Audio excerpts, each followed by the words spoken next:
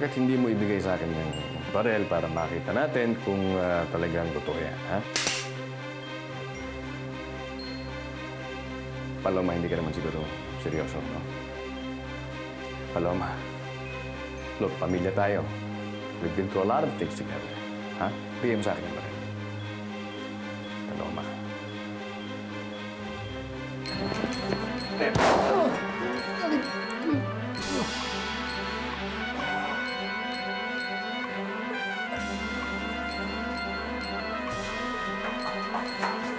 Alberto! Alberto! Ibaba mo yan! Ibaba mo yan! Ama! Dumating na ang oras! Luluhatian mo ang iyong anak nang ikaw ay kanyang purihin! Anak, ibigay mo sa akin yan! Ibigay mo sa akin yan! Gagawad! Baka paputukin niya! At sa kapangyarihang ipinagkaloob mo sa kanya, patnubayan mo na bigyan niya ng habang buhay ang lahat ng nais na sumama sa kanya. At habang buhay sila, ikaw lang ang makikilala nila, ang nag-iisang Panginoon! Ay! Ay! Tawag ako ng ambulansya! Huwag naman, huwag naman. Sige na, sige na.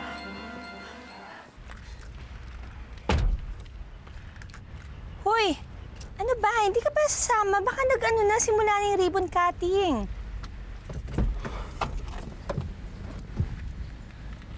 Ayaw mo kasi maniwala sa akin eh. Baka kasi magalit yung daddy mo pag nalaman niyang matin tayo sa function doxing. Ikaw na lang kaya. At least hindi tayong dalawa. Alam mo, wala namang koneksyon yung pagpunta ko dito sa kampanya. May ipapakilala raw sa akin si Mami na business contact, big time raw na makakatulong sa trading business natin. Bakit hindi ako pupunta? Bali sana kung mapaniwala mo center sa mga sasabihin mo. Maniwala siya't hindi, yun ang totoo. Wala namang masama sa ginawa ko ah. Ano ba masama? Pinadala mo yung mga pasalubong ko kay Charlie nang hindi mo sinabi sa akin. Eh, matagal lang nandyan yung mga laruan. And besides, kasama ko naman si Lester eh. Ano ba sabi mo? Wala na. Hindi na kayo nag-usap? Eh, paano kaming mag-uusap ng Rosa kami lang yan? Eh, hanggang ngayon, suplada pa rin. Hindi na kayo nagtagal? Hindi na nga, okay? Basta sinabi ko sa kanya na magkakaanak na tayo ulit. That's it. Please be realistic, Ernestina. Nanganganib ang buhay natin habang nandito si Paloma. So kung ayaw mo ipasa sa daddy mo, di ipasok natin sa mental. Ay, anong suggestion naman yan? O kaysa naman nakalaksi sa isang kwarto habang buhay. Tanggapin mo na ang katotohanan, Ernestina. May sayad na si Paloma. Ayoko sa asylum. Kaya ko siyang pagalingin. Dito. At pag nahuli ko ng loob niya, makakatulong pa siya sa atin para sirain si Alicia.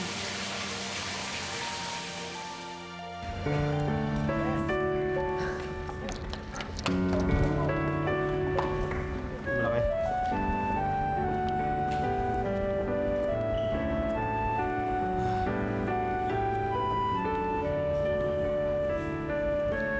I'm glad the both of you could make it. Teka, saan na ba yung gusto kong ipakilala sa inyo? Oh, there you are. Hi. Hello, nice Hello. seeing you again. Anton, these are my kids and her husband. This Hi. is Lucinda. And this is Nestor, Anton Versosa. Hello. One of the most successful entrepreneurs in import-export, right? Zarina, you exaggerate. Good to meet you both. Lucinda, I see where you get your looks. You're a lucky man, Nestor. Thank you. Hola, Tito. Hi. Hi.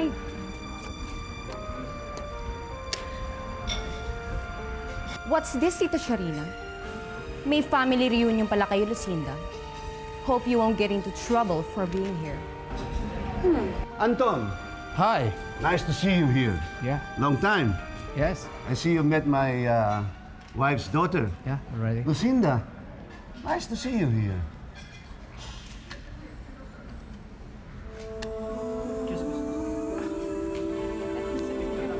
Sige. Okay. Come closer. Paloma, ba't kailangan umabot pa sa ganito? Sinubukan kong patayin ang isa sa nagpaslang kay Ka Jesus. Nabigo ako. Di bale, may araw din sila. Ba't di mo pa kasi tigilan yung ka-Jesus na yan? Paloma, niloko ka lang niya. Peke yung taong yun. Dindubawi mo yan sinabi mo, ha? Kasalanan na itakwil si Ka Jesus. Paloma, tama na! Para ka na may sira sa ulo eh! Ikaw ang may sira sa ulo, hindi ako! Ikaw ang may sa demonyo!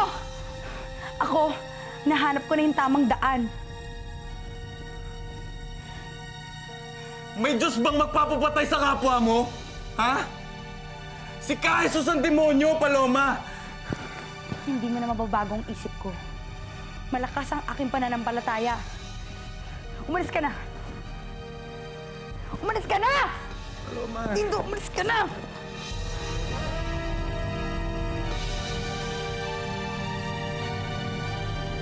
Nestor, nabalitaan ko meron kayong bubuksan negosyo ni Lucinda. Trading. Alam mo, ganyan din ako nag-umpisa sa maliit. Alam mo, abilidad lang yan. At saka koneksyon. Alam mo naman dito sa Pilipinas. Oo nga po Bali, si Lucinda lang po yung may connection. Ako po, abilidad lang ginagamit ko. Okay ka, Nestor. Magkakasundo tayo. Alam mo, aminin ko sa'yo, medyo nahihirapan din ako sa anak ng asawa ko. Medyo ilang nga po akong pumunta rito kanina Well, at least honest ka. Pero, alam mo, hindi lang alam ni Lucinda at ni Amanda na I have big plans for them pag nanalo akong bilang presidente. Tangkilikin man nila ako o hindi, okay lang sa akin. Huwag po kayong mag-alala. Ako po bahala kay Lucinda. Magbabago rin po yung tingin niyo sa inyo. Good.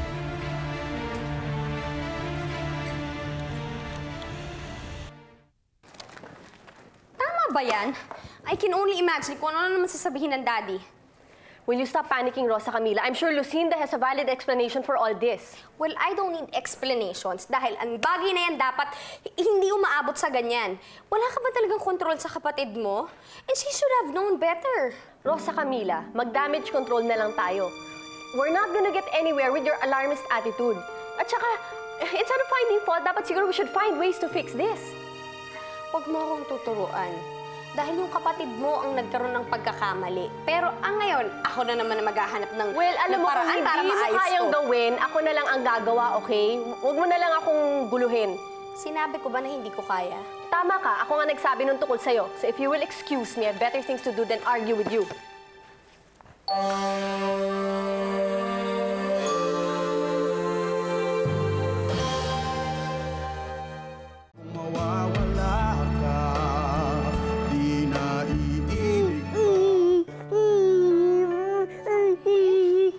Charlie, what's wrong? Anak, why are you crying? Tita Angie! Tita Angie! Bakit umiiyak ang bata?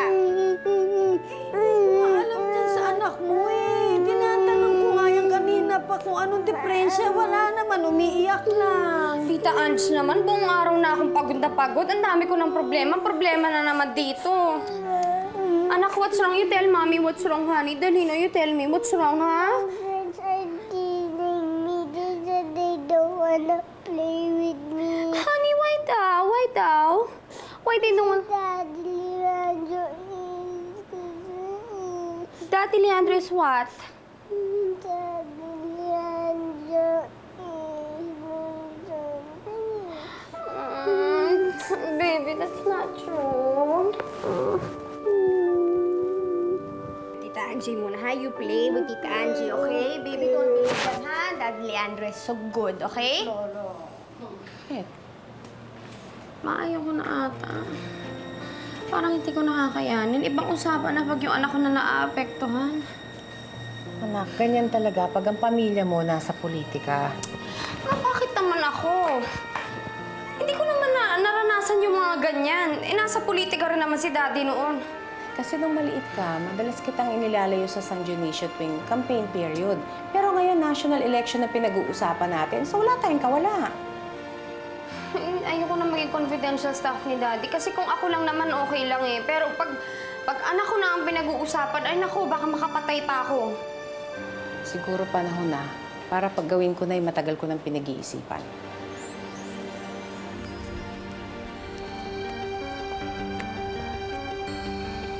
Maaari ba iwanan niyo muna kami? Huwag kayong masyadong lumayo. Sandali lang ito. Excuse me? Didiretso yun na kita, Iluminada. Hindi ako natatakot sa'yo. Wala ka na maaring gawin pa sa akin na maari ko pang ikasakit. Pero si Leandro ang inaalala ko. Kaya gusto ko sanang makiusap sa'yo na kung pwede, sabihin mo na dun sa mga bayaran ng press na tigilan ako yung mga sinusulat sa kanyang masasama. Yung hindi sa politika. Wala ka talagang alam, Alicia. Everything is a fair game in politics. Besides, kasalanan niya ni Leandro. Hindi siya magkakaroon ng bad press kung hindi dahil iniwan niya kami. At ikaw ang dahilan ng kanyang bad press. Okay, I'll make a deal with you, Iluminada. Kung ako ba hindi lalabas sa buong duration ng kampanya at hindi ako lalabas bilang Mrs. Montemayor in any way, mangangako ka ba sa akin? Will you guarantee na hindi niyo natitirahan si Leandro? Wow! Ibig sabihin, tatalikuran mo ang prestige ng pagiging Mrs. Senator Montemayor? Dakila mo naman. On the other hand, dakila ka nga ba o dakilang tuwa? Anong ibig mong sabihin? Baka naman nakikipag-areglo ka lang, hindi dahil kay Leandro, kundi dahil natatakot ka mabunyag ang sarili mong baho. Paano na lang kung mabunyag na ang pinaparadang Mrs. ni Senator Montemayor ay isang ampon. And to top it all, her mother is a whore. Bistado na kita, ha? Pagbabayaran mo ito ng mahal, Alicia. Pagbabayaran mo ito!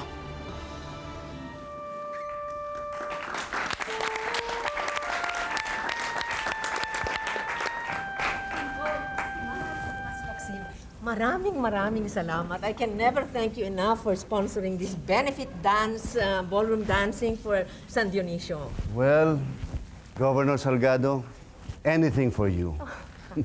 Excuse That's me. nice to hear. Let me go to the powder room.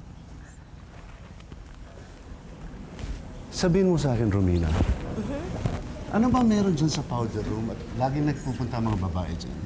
Well, I suppose powder their noses, although I never felt the need to do so. Ngayon, ikaw naman ang tatanungin ko. Bakit ka naririto? Yung totoo. Straight to the point, as usual. Well, you are my running mate. Pero, ninenervous ako sa estilo mo. Baka bigla mo akong ilaglag pag malapit na eleksyon. Wow, ganun ba katuson tingin mo sa akin? Of course not. Bakit mo naman naisip yun? Well, may nakaraan kayo ni Leandro. Napakatagal na panahon na noon.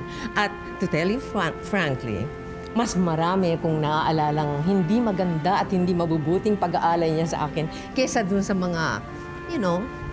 Well, that's nice to hear.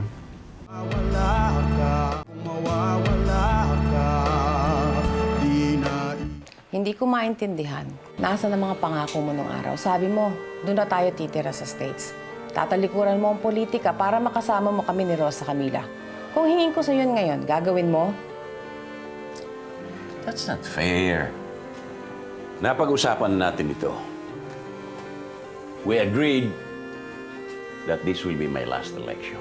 Bakit ngayon parang iniipit mo ako? Dahil marami nang nasasaktan. Ako, si Rosa Camila, pati apo mo naaapektuhan. And you just let it happen. That's not like you, Leandro. Alicia, kailangan kong gawin ito. Ako mapapasama. Kung ganun, bakit di ka nalang bumalik sa legal mong pamilya? Para matapos na lahat ng problema mo.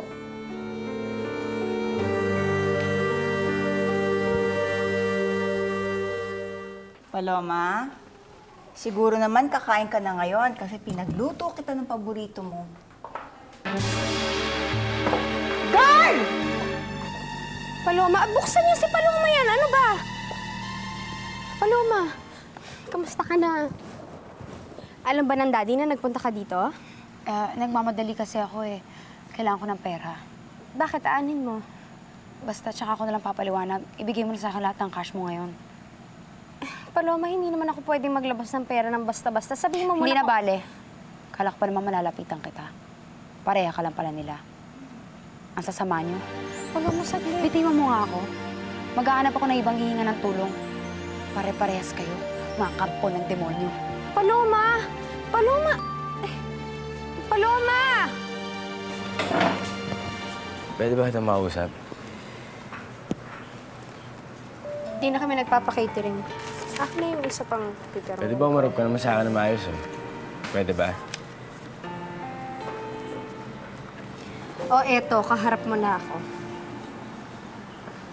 Gusto mo bisita si Charlie na regular. Hindi papayag ng ganyan si Daddy. Papayag si Senador. Hindi mo kilala si Daddy. Papayag siya dahil hindi maganda sa pagkakampanya niya ang malaman ng publiko na pinagkakait niya doon sa kampo niya ang pagmamahal ng kanya ama. Akala ni Locsin, mapapasakay niya ako sa mga pasakali niya. Kesyo, tutulungan daw kami ni Lucinda sa business. At napaniwala mo naman siya na believe ka sa kanya. Oo, paniwalang-paniwala ho siya. Walang kaduda-duda. Kesyo, tuturuan niyang araw ko rin ako mag-golf eh. Tatawa lang ako. Ipagpatuloy mo ang pakikipagkaibigan kay Locsin. Malaking tulong sa akin yan. Makakaasawa ko kayo. Senador. Asawa ka ng anak ko. It's about time na tawagin mo akong daddy. Sige, daddy. Nestor, baka may kailangan kang tulong, huwag kang mag-atubili. Hindi po. Okay lang po kami ni Lucinda. Daddy. Excuse me for interrupting, Senator. Yes? But kailangan siguro niyong mapanood to. Illuminada is on the television. Mama, Mrs. Montemayor, questions lang po. Yes. Mrs. Montemayor, bakit po kayo nasa korte ngayon? May ipafile akong kaso, inaayos na ng lawyer ko. Ano pong kaso ang profile nila? Concubinage. Laban sa asawa ko, si Senator Leandro Montemayor.